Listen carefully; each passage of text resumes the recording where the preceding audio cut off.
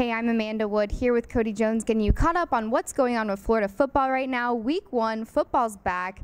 Coach McElwain said they're trying to find their identity. He said he wants to have a relentless pursuit of discipline. He said that he wants their identity to be getting off the field on third downs and maintaining possession on third downs, and he wants them to be making very explosive plays. He pointed out Ahmad Fullwood and said that he shows glimpses of those explosive plays, but he wants him to play more like he's 6'3" and not 5'8". Cody? Yeah, it's pretty interesting. Something they've talked about with a lot of these receivers throughout camp. And when the drops aren't an issue, they're just kind of playing passive a little bit. When the ball's up in the air, they sometimes defer to the defender a little bit instead of trying to go up and actually catch the ball. So it's something they're dealing with a little bit right now. That's kind of, I think, the big thing from today that they talked quite a bit about was the offense. He's very well aware that that's why he's here. The offense is the reason the previous staff was fired. It's what needs to take a pretty large step forward.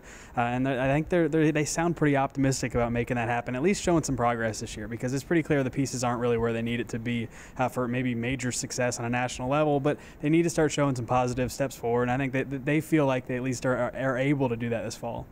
Yep, and we learned today that Antonio Morrison is going to be coming back. That's a huge comeback for their defense. They said that he beat the time on recovery for his leg injury, and that his leg that was injured is actually stronger than the other one. So that really shows how much he put into rehab. Now, two people who are rehabbing right now while the team is practicing is Martez Ivy and Keon O'Neal, two big guys on both sides of the ball. What is going to happen if they aren't able to have them? Because Coach Mack hasn't counted them out just yet. Yeah, it sounds like it's still up in the air a little bit. Without Ivy, I think it's kind of remarkable that he's even being talked about as a potential to play on Saturday after he had the scope last week. Without him, it looks like they're going to play Mason Halter at left tackle and stick David Sharp at right tackle.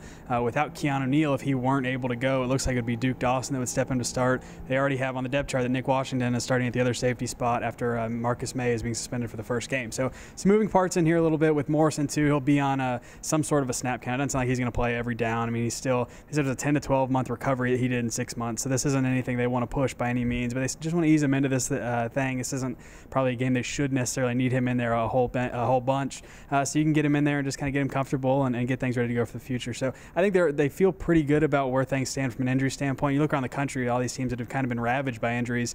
For the most part, Florida came out pretty well. So I think that's kind of what you're seeing looking at the injury list now, and they look pretty good heading into this weekend. Yep, and getting ready for that first game, New Mexico State's head coach is a little bit familiar with some of Florida's staff from their early days at Kentucky, and New Mexico State's team is a lot of experienced players.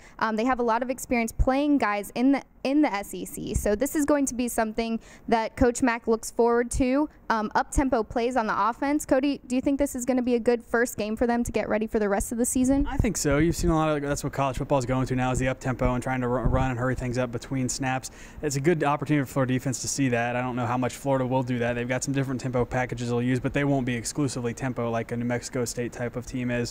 So I think that's something that's interesting to watch for this defense. Certainly gets them used to that. On the other side of the ball, it's a New Mexico State defense that was really hurt by the run game last year. I think they were one of the worst defenses in the rush, and one of the worst rush defenses, in the country last year. So this is a good opportunity for Florida to get things going, get Kelvin Taylor going, and then you've got the two freshman backs and Jordan Scarlett and Jordan Cronkite they can give the ball to.